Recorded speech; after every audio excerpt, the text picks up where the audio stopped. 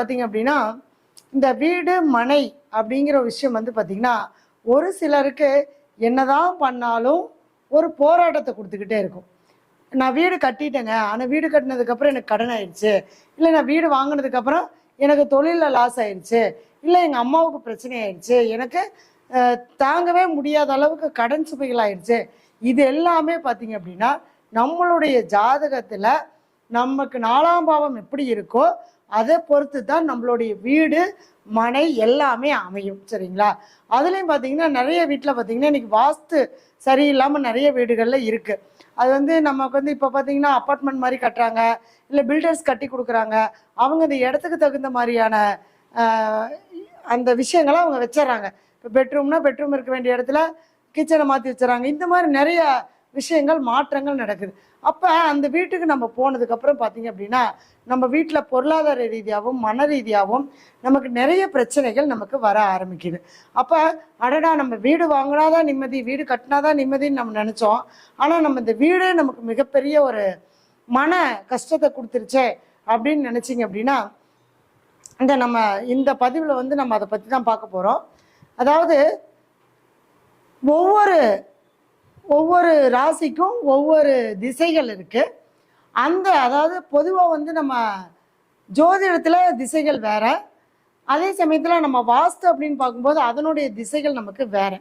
அப்போ இந்த வாஸ்து எப்படி நம்மளுடைய ஜாதகத்தில் செயல்படுது, அதில் எந்த மாதிரியான கிரகங்கள் இருந்தால் நம்மளுக்கு எந்த மாதிரியான அமைப்புகள் வரும், எந்த மாதிரியான இடங்கள் பாதிக்கப்படும், அந்த வீட்டோட எந்த பகுதி நமக்கு பாதிக்கும், அதன் மூலமாக யாருடைய உடல் ஆரோக்கியம் பாதிக்கும், அடுத்தது யாருக்கு வந்து பொருளாதார ரீதியாக பாதிப்பு கொடுக்கும், கடன் பிரச்சனைகளை கொடுக்கும் அப்படிங்கிறது தான் நம்ம பார்க்க போகிறோம். இப்போ வந்து பொதுவாக பார்த்தீங்க அப்படின்னா நான் ராசி கட்டம் போடுறேன். இதில் வந்து பார்த்தீங்கன்னா நம்ம கேட்பாங்க எங்கள் ராசிக்கு எந்த மாதிரியான திசை பார்த்து வீடு வாங்கலாம் அப்படின்னு கேட்பாங்க இல்லையா?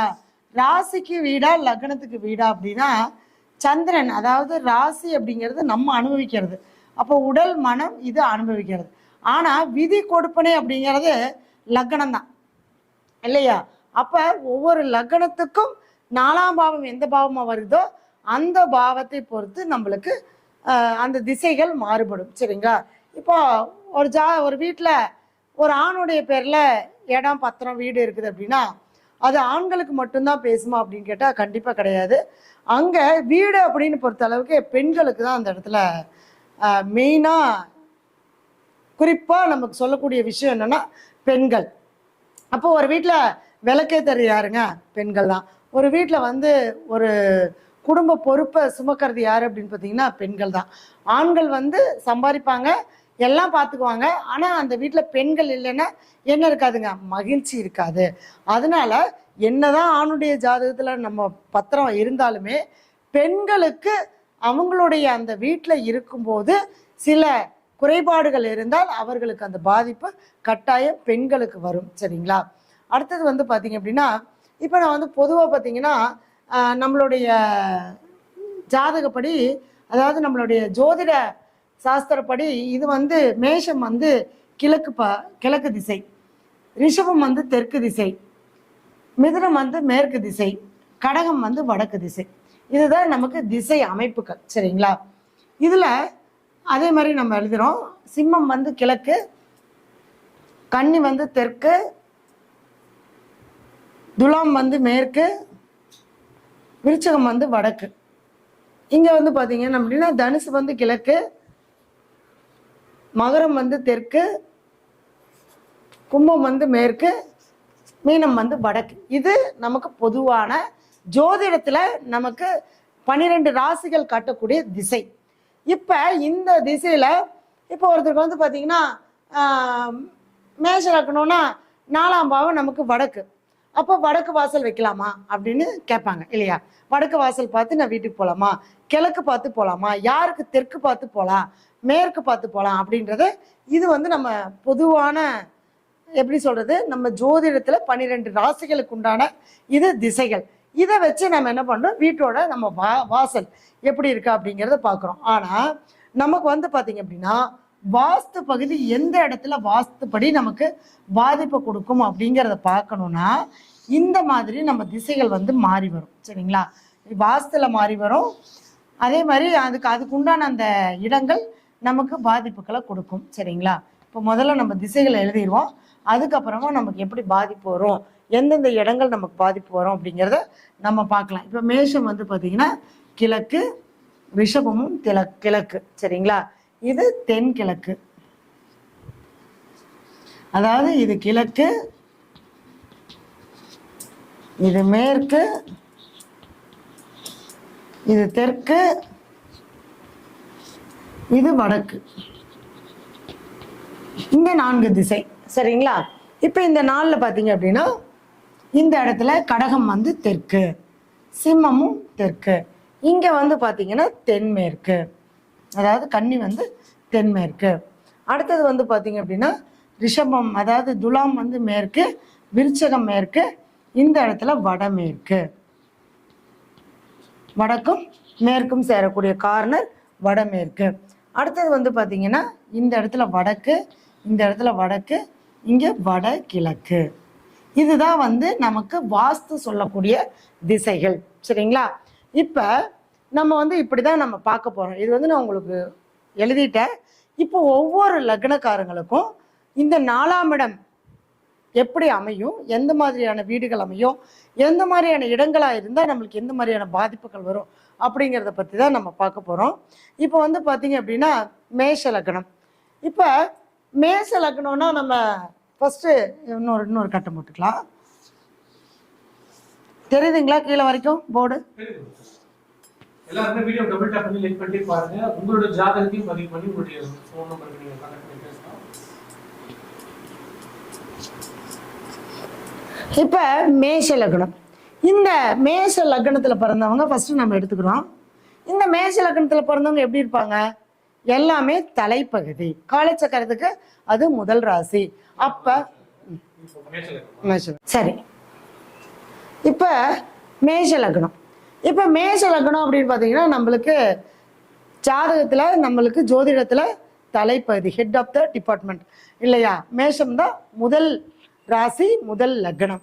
அப்போ இந்த மேஷ லக்னம் ராசியில் பிறந்தவங்க எப்பவுமே அவங்களுடைய வாழ்க்கையில் எல்லாமே முன்னாடி இருக்கணும், முதல்ல இருக்கணும் அப்படின்னு ஆசைப்படுறவங்களா இருப்பாங்க. அது நமக்கு பொதுவான பலன்கள். சரிங்களா? இப்போ இந்த மேஷ லக்னத்தில் பிறந்தவங்களுக்கு 4ஆம் இடம் சொல்லக்கூடியது எந்த வீடு வரும்? கடகம். அப்போ இந்த மேஷ லக்னக்காரர்களுக்கு 4ஆம் இடம் வீடு அப்படின்னா கடகம் தான் வரும். சரிங்களா? அப்போ இந்த கடகத்தில் இவங்களுடைய லக்னாதிபதி என்ன ஆகிறாருங்க? செவ்வாய் நீசமாகிறாரு. செவ்வாய் கடகத்தில் நீசமாகிறாரா?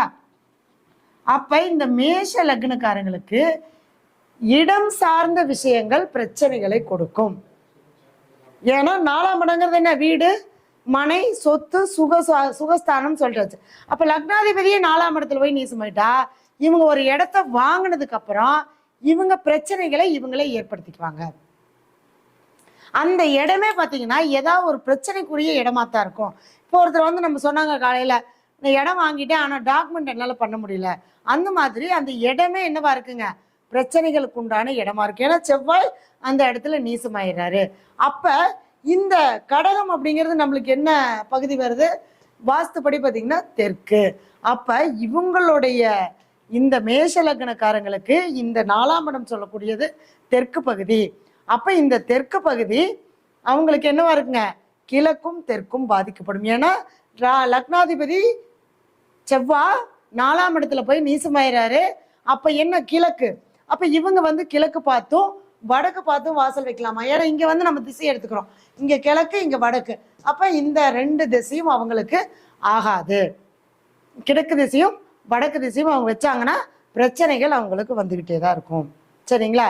இப்போ இந்த 4ஆம் இடத்துல மாந்தி, நம்ம ஒவ்வொரு விஷயமா சொல்லிட்டு வரேன், ஒவ்வொரு கிரகங்களாக கூட நான் சொல்லிட்டு வரேன். என்னென்னா 4ஆம் இடத்துல மாந்தி. இப்போ இங்கே மாந்தி இருந்துன்னு வச்சுங்களேன், அவங்களுக்கு வீடு எப்படி அமையும்? கண்டிப்பாக சொத்து ஒரு பிரச்சனையாக தான் இருக்கும். அந்த சொத்துல ஒரு சாபம் இருக்கும். அது என்னங்க? சந்திரனுடைய வீடு. அப்போ கண்டிப்பாக இவங்களுடைய அந்த 4ஆம் இடத்துல மாந்தி இருந்தால் இவங்களுடைய தந்தை வழியில, தாய் வழியில ஒரு ஆத்ம சாபத்தினால் இவங்களுடைய ஒரு சொத்தோ வீடோ வாங்கும்போது அந்த மனையில, அந்த பூமியில தெற்கு பகுதியில பாத்தீங்க அப்படின்னா அந்த சாபம் அவங்களுக்கு வந்து நிற்கும். அதுதான் இந்த பிரேத சாபம் அப்படின்னு நம்ம சொல்லுவோம் ஜோதிடத்துல. நமக்கு வந்து மனை அப்படின்னு சொல்லக்கூடிய வீடு சம்பந்தப்பட்ட விஷயங்கள்ல என்ன நம்ம எடுப்போம் அப்படின்னா அந்த இடத்துல தோஷம் இருக்கு. அப்ப இந்த மேஷ லக்னக்காரங்களுக்கு 4ஆம் இடத்துல மாந்தி இருந்தா அவங்களுக்கு சொத்தே அமையாது. ரொம்ப கஷ்டப்படுவாங்க சொத்து வாங்குறதுக்கு. ஆனா அவங்களுடைய எண்ணம் பூரா சொத்து வாங்கணும்னு தான் இருக்கு. ஏன்னா அந்த கர்மம் என்ன பண்ணுங்க, அதன் மூலமாகத்தான் அவங்கள செயல்படுத்த வைக்கும். அப்ப இந்த 4ஆம் இடத்துல மாந்தி இருந்து ஒரு மனையை வாங்கி ஒரு வீட்டை கட்டிட்டாங்க அப்படின்னா அங்க என்ன பண்ணுனா இவங்க கடன் வாங்கி தான் வீடு கட்டுற மாதிரி இருக்கும். அப்ப அந்த வீடு கட்டுற வரைக்கும் பிரச்சனையா இருக்கும். பாதியில நின்று போறது, வேலையாட்கள் வராம விடுறது, இந்த மாதிரி அந்த ஸ்டேஜ் பை ஸ்டேஜா அவங்களுக்கு ஒரு போராட்டத்தை தான் கொடுக்கும். சரி, அப்படியே மீறி கட்டிடுறாங்க, மீறி பண்ணிடுறாங்க, வீடு கட்டி முடிச்சிடறாங்க, கிரகப்பிரவேசமும் பண்ணிடுறாங்க, இவங்க வீட்டுக்கு குடியும் போயிடுறாங்க. இங்க 4ஆம் இடத்துல மாந்தி இருந்து மேஷ லக்னமா இருந்தா கண்டிப்பா அவங்க வைக்கக்கூடிய வாசல் தப்பான வாசலா போயிடும். என்னதான் நீங்க மேஸ்திரி பார்த்து வாஸ்து பார்த்து எல்லாமே பண்ணாலும் அந்த நேரத்துல கிரகங்கள் தன்னுடைய கடமையை செய்யும். அப்ப வாசல் என்ன பண்ணுவாங்க, தப்பான இடத்துல வச்சிருவாங்க, நீச பகுதியில வச்சிருவாங்க. அல்லது தெற்கு பகுதி அப்படின்னு சொல்லக்கூடிய ஒரு இடம் அவங்களுக்கு பாதிப்பை கொடுக்கும். அப்ப இந்த இடத்துல என்னவா இருக்கு, தெற்கு. அப்ப தெற்கு சைட்ல இவங்களுக்கு ஏதாவது இடத்த மாத்தி வச்சிருவாங்க. இப்ப தெற்கு வந்து நம்ம வந்து பாத்தீங்க அப்படின்னா இப்ப ஏதாவது பெட்ரூம் வர இடத்துல பாத்ரூம் வைக்கிறது, பாத்ரூம் வர இடத்துல பெட்ரூம் வைக்கிறது, இந்த மாதிரி அந்த இடத்த மாத்தி அமைச்சிருவாங்க. அந்த பஞ்சபூதம் சொல்லக்கூடிய அந்த தத்துவங்கள், அந்த நிலம், நீர், நெருப்பு, காற்று, ஆகாயம், இந்த 5 பஞ்சபூதங்களும் எந்தெந்த இடத்துல வீட்டுல இருந்தா சரியா வருமோ அந்தந்த இடத்துல அவங்கவுங்கள உட்கார வைக்கணும். நிலம் இருக்கிற இடத்துல நீரும், நீர் இருக்கிற இடத்துல நெருப்பும், நெருப்பு இருக்கிற இடத்துல வாயுவும் நம்ம அமைக்க முடியாது. அப்படித்தான் நமக்கு சில தவறான வழிகாட்டுதல் மூலமா நமக்கு என்ன ஆகுனா, இந்த 4ஆம் பாவத்துல மாந்தி இருந்து கடகத்துல மாந்தி இருந்தா அங்க தாயாருக்கு உடல்நிலை பாதிக்கப்படும். அந்த வீட்டுல பெண்கள் மனநிலை பாதிக்கப்படுவாங்க. ஒண்ணு அம்மா, ஏன்னா சந்திரன்னா தாய், தாய் இல்லை அப்படின்னா இவங்களுடைய சுகஸ்தானம் பாதிக்கப்படும். இவங்களுக்கு சுகத்தை தரக்கூடியது யாருன்னா வாழ்க்கை துணை, அவங்களுக்கு பாதிப்பு கொடுக்கும். அவங்களுடைய ஜாதகத்துல, ஏன்னா இவர் பேர்ல தான் இருக்கு, பட் அவங்களுடைய ஜாதகத்துல 4ஆம் இடத்துல மாந்தி இருந்துச்சுன்னா அந்த வீட்டை கட்டினதுக்கு அப்புறம் அவங்க நிம்மதியா இருக்க மாட்டாங்க. ஏன்னா சந்திரன் என்பது உடல்காரகன், சந்திரன் என்பது மனோகாரகன். அப்போ அவங்களுக்கு உடம்பும் மனசும் பாதிக்கப்படும். அப்போ ஒரு பயம் இருக்கும். அந்த வீட்டுக்குள்ள பாத்தீங்கன்னா ஏதோ ஒரு மாதிரி, ஏதாவது ஒருவேளை நமக்கு ஏதாவது செஞ்சு வச்சிருப்பாங்களோ, ஏதாவது செய்வன வச்சிருப்பாங்களோ அப்படிங்கிற மாதிரியான ஒரு தவறான சில எண்ணங்கள் ஏற்பட்டுக்கிட்டே இருக்கும். ஏன்னா அந்த பயம், அந்த பயத்தினால அவங்க என்ன பண்ணுவாங்க, அந்த வீட்டுல நிம்மதியா வாழ முடியாது.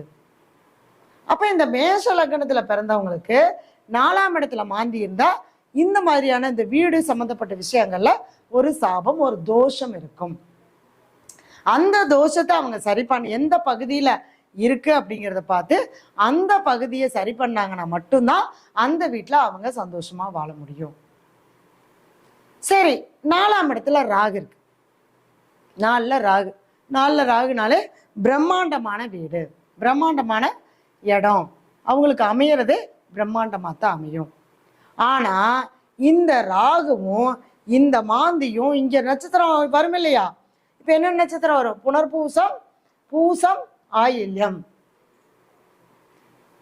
இப்ப ஒருவேளை இந்த மாந்தி ஆயில்யத்துல இருந்தா இந்த வீடு கடனால் பாதிக்கப்படும்.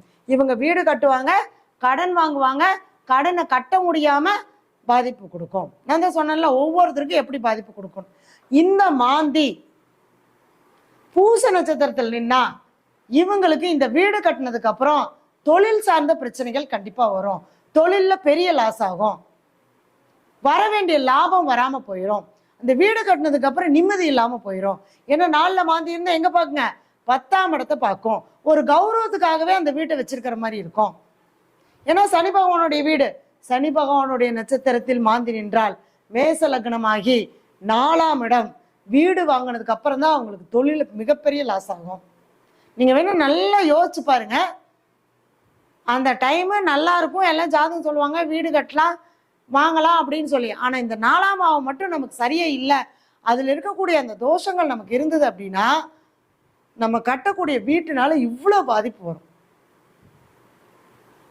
அடுத்தது புனர்பூச நட்சத்திரத்தில் நின்னா அந்த வீடு கட்டினதுக்கு அப்புறம் அப்பா அம்மாவுக்குள்ள பிரச்சனை வரும், தாய் தந்தை உறவுகளுக்குள் பிரச்சனை வரும். ஏன்னா புனர்பூசம் என்பது குருவுடைய நட்சத்திரம்.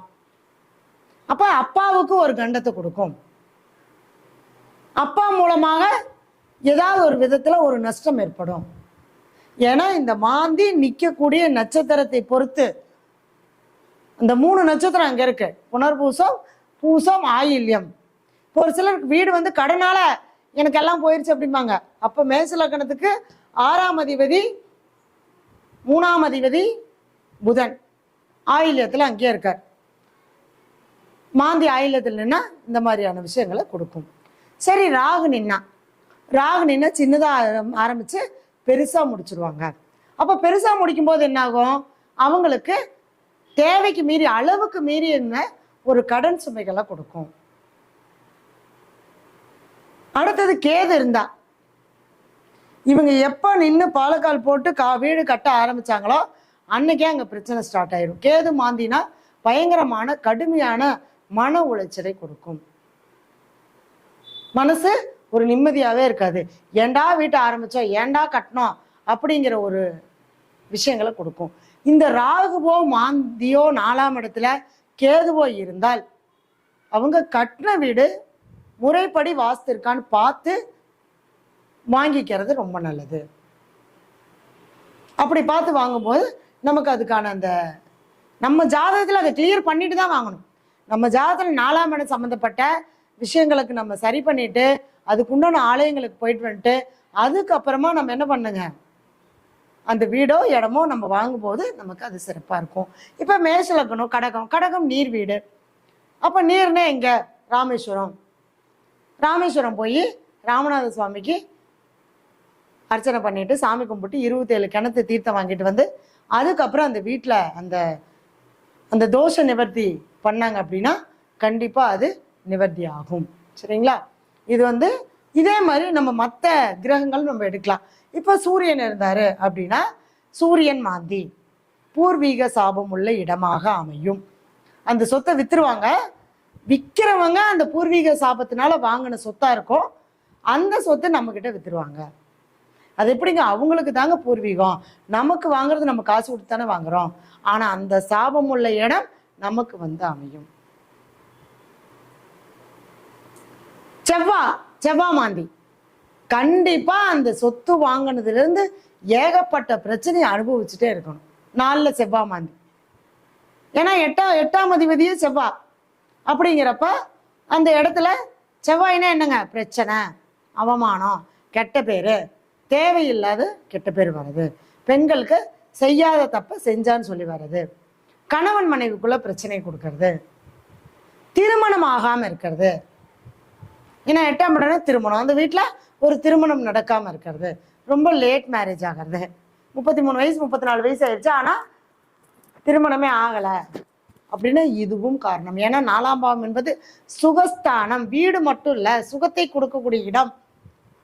4, 10, 10ஆம் இடம் என்பது கௌரவம். ஒரு திருமணம் ஆனாதான் ஒரு பையனுக்கோ ஒரு பொண்ணுக்கோ கணவன் மனைவிங்கக்கூடிய அந்தஸ்தை கொடுக்கக்கூடிய இடம் 10ஆம் பாவம். அப்ப இந்த மாதிரியான பிரச்சனைகள் எல்லாமே கொடுக்கக்கூடிய இடங்கள் அப்படின்னு பாத்தீங்கன்னா 4ஆம் இடம், மெயின் 4ஆம் இடம் தாங்க. அடுத்தது புதன் இருந்தா, புதன் மாந்தி கடன் வாங்கி வீட்டை வாங்கிட்டு வட்டிக்கு மேல வட்டி கட்டி வீட்டை வைத்து வட்டி மட்டும்தான் கட்டினா அசலை கட்ட முடியலங்கிற கதை ஆகக்கூடிய இடம் இந்த புதனோடு மாந்தி இருந்தால். அடுத்தது குருவோட மாந்தி, அந்த வீடு கட்டினதுக்கு அப்புறம் அப்பா சொத்து, அப்பாவுடைய இது எல்லாமே நம்ம இழந்துருவோம். அப்பாவுக்கும் ஒரு சில பிரச்சனைகளை கொடுக்கக்கூடிய இடம். பாக்கியஸ்தானம், ஒரு சொத்தை வித்து ஒரு சொத்தை வாங்குற மாதிரியான அமைப்பு அந்த இடத்துல உருவாகும். அடுத்து சுக்கிரன் மாந்தி, மேஷ லக்னத்துக்கு சுக்கிரன் 2க்கும் 7க்கும் உடையவர். அப்ப சுக்கிரனோட மாந்தி இருந்து 4ஆம் இடத்துல இருந்தா என்ன மாதிரியான பாதிப்பு கொடுக்கும்? மனைவிக்கு பாதிப்பு கொடுக்கும். வீட்டில் உள்ள பெண்கள் பாதிக்கப்படுவாங்க. சகோதரி, இப்போ ஒரு வீடு கட்டிடுறாங்க, அப்பா பேரில் இருக்கு, அந்த பெண் குழந்தைக்கு பாதிப்பு கொடுக்கும். அது ஒரு பையன் இருக்கிறான், அவனுக்கு கல்யாணம் பாதிப்பு கொடுக்கும். கல்யாணம் ஆகி மருமக வந்தால் மருமகளுக்கு பாதிப்பு கொடுக்கும். ஏன்னா அந்த வீட்டில் சுக்கிரன பெண்கள் பாதிக்கப்படுவாங்க. பெண்கள் மகிழ்ச்சியாக இருக்க மாட்டாங்க. நிறைய விஷயம் இருக்குதுங்க.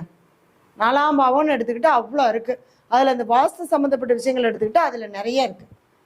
அடுத்தது சுக்கிரன் சொல்லி சனி பகவான், சனி மாந்தி, தொழில் சார்ந்த பிரச்சனைகளை கொடுக்கும். அடுத்தது என்னன்னா, நமக்கு தொழில வந்து லாஸ் ஆயிரும். வீடு கட்டினதுக்கு அப்புறம் சேமிப்பு இல்லாமல் போயிடும். வீடு கட்டினதுக்கு அப்புறம் நிம்மதி இல்லாமல் போயிடும். நமக்கு வர வேண்டிய லாபமே வராது. ஒரு வேலையில் இருந்தால் அந்த வேலையை விட்டுட்டு வந்துட்டோன்னு இருக்கோம். ஒரு தொழில் இருந்தது, வீட்டை கட்டிட்டேன், தொழிலை விட்டுட்டு வந்துட்டேன். எத்தனையோ என்னுடைய அனுபவங்களை நான் பார்த்துருக்கேன். இந்த மாதிரி அந்த 4ஆம் பாவத்தில் அந்தந்த கிரகங்கள் இருக்கும்போது அந்த லக்னத்துக்கு அது எத்தனாம் பாவமாக வருதோ அது சார்ந்த பிரச்சனைகளை கொடுக்கும். இப்போ மேஷ லக்னத்துக்கு நம்ம 4ஆம் இடத்துல மாந்தி கடகமாக வந்தால் தெற்கு பகுதி பாதிக்கப்படும். அவங்களுக்கு வடக்குன்னு சொல்லக்கூடிய அந்த வடக்கு தெற்கு அப்படின்னு சொல்லக்கூடிய இடங்கள் பாதிக்கப்படும். தவறான தலைவாசல் வச்சு இருப்பாங்க. இதுதான் இந்த மேஷ லக்னத்துக்கு உண்டான நமக்கு 4ஆம் பாவம் சம்மந்தப்பட்ட விஷயங்கள். இன்னும் நிறைய நம்ம பேசிட்டே போனால் இன்னும் 12 லக்னத்துக்கு நம்ம பார்க்க வேண்டியது இருக்கிறதுனால நம்ம ஒவ்வொரு லக்னத்துக்கும் கொஞ்சம் ஷார்ட்டாக பிடிச்சிக்கல. இன்னும் நீங்கள் உங்களுக்கு வந்து வீடு சம்மந்தப்பட்ட பிரச்சனைகள், நிலம் சார்ந்த